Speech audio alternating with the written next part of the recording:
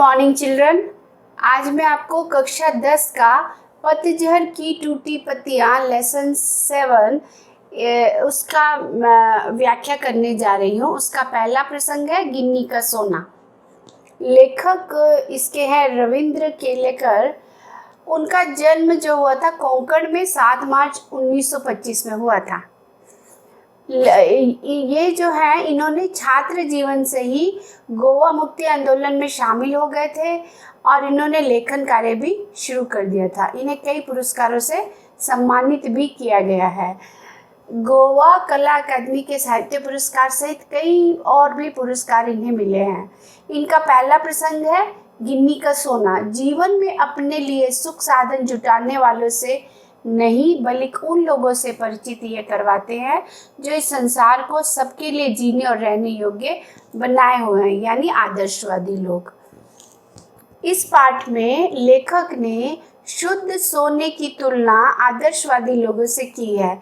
जिस तरह से सोना अपनी वैल्यू कभी नहीं खोता, उसी तरह आदर्शवादी लोग भी अपनी वैल्यू नहीं खोते। आइए अब हम इस पाठ की विस्तृत व्याख्या जानें।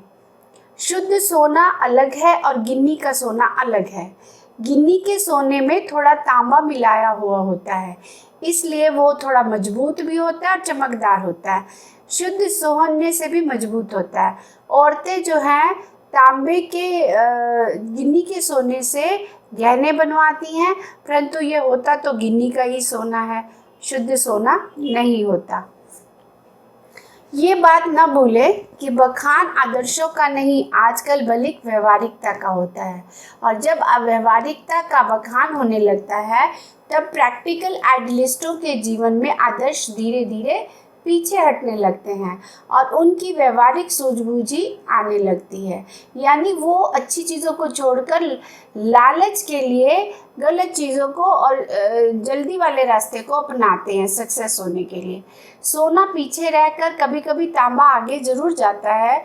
चंद लोग कहते हैं कि गांधी जी प्रैक्टिकल आइडियलिस्ट थे, परंतु उन्होंने व्यवहारिकता को पहचाना, उसकी कीमत भी जानते थे, इसलिए उन्होंने अपने विलक्षण आदर्शों से अपने आदर्शों को पीछे नहीं हटाया, बल्कि जो गलत लोग थे उनको भी सही करने का प्रयास किया। हाँ, गांधी जी कभी आदर्शों को व्यवहारिकता के स्तर पर नहीं उतरने दिया, बल्कि व्यवहारिकता को आदर्शों के स्तर पर चढ़ाते गए। वे सोने में तांबा नहीं बल्कि तांबे में सोना मिलाकर उसकी कीमत को बढ़ाते चले गए। इसलिए सोना ही हमेशा आगे रहता है। व्यवहारवादी लोग हमेशा सजग रहते हैं, होशियार रहते हैं और लाभ हानि के बारे में सोचते हैं। ये हमेशा अपने लाभ और हानि का हिसाब लगाकर ही कदम उठाते हैं। वे जीवन में सफल तो होते हैं, बहुत आगे भी जाते हैं, लोगों को पीछे धकेल कर स्वयं आगे जाते हैं, परंतु अन्यों से आगे जाकर भी वो सफलता की उच्चतम सीढ़ी पर नहीं पहुंच पाते।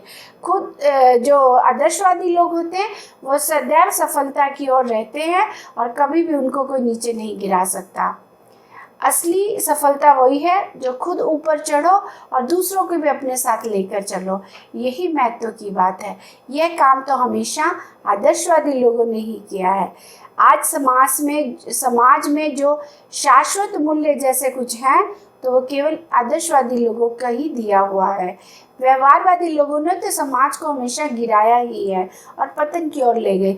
एक आदर्शवादी लोग हैं जो हमेशा समाज को वैल्यूज़ देते हैं, संस्कार देते हैं और अपने आप को भी हमेशा पवित्र रखते हैं और सबको अपने साथ लेकर अच्छे रास्ते पर चलने का प्रयास करते हैं। इसीलिए आज धरती पर अगर वैल्यूज़ हैं, आदर्श है, तो वो इन आदर्शवादी लोगों की ही देन है। इसलिए हमारे जीवन में हमेशा आदर्शों को हमें अपनाना चाहिए, ना कि व्यवहारिकता को, और अपने फ़ायदे के लिए दूसरों को नुकसान नहीं पहुंचाना चाहिए। यही इसकी सीख थी इस पाठ की। मुझे उम्मीद है ये पाठ आपको बच्चों समझ में आया होगा और अब मैं फिर मिलूँगी आपको एक नए विषय के साथ। तब तक के लिए शुभ दिन।